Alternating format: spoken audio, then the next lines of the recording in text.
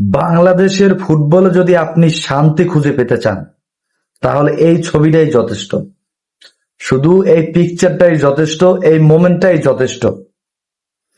কিন্তু কথা হলো কি, এই সুখটা এই শান্তিটা শেষ পর্যন্ত বাংলাদেশের পক্ষে থাকে নাই। আমরা এই বিষয়টা শেষ পর্যন্ত উপভোগ করতে পারি নাই। এর কারণ হলো বাংলাদেশের ফুটবল একটা সিন্ডিকেট। বাংলাদেশের ফুটবলে একটা সিন্ডিকেট আছে, এটা আপনাকে অবশ্যই মানতে হবে। কারণ বাংলাদেশের ফুটবলটা আগে যেমন ছিল সেটা একরকম ছিল, ঠিক আছে।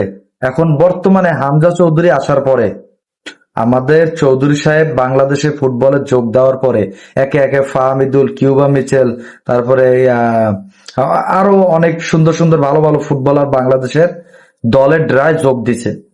এখন বাংলাদেশ দলটা এখন একটা এশিয়ার ভিতরে স্ট্রংলি দল হয়েছে। এখনই তো সময়, বাংলাদেশের ফুটবলটা এখনই সময় এই দক্ষিণ এশিয়ায় রাজ করা।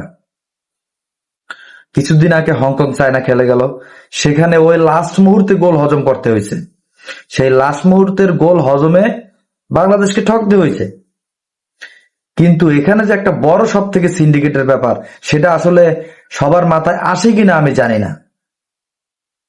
এখানে এই খেলা ড্র হওয়া বা ঠগার পিছনে বিশেষ একটা সব থেকে বড় কারণটা হলো গোলকিপার। একজন যোগ্য গোলকিপারের অভাবে বাংলাদেশ ম্যাচগুলো শেষ মুহূর্তে এসে হাইরা যায় এবং ড্র করে জয় নিয়ে ফিরতে পারে না। এটা আপনি মানেন আর না মানেন, এটা বাস্তব, এটাই বাস্তব।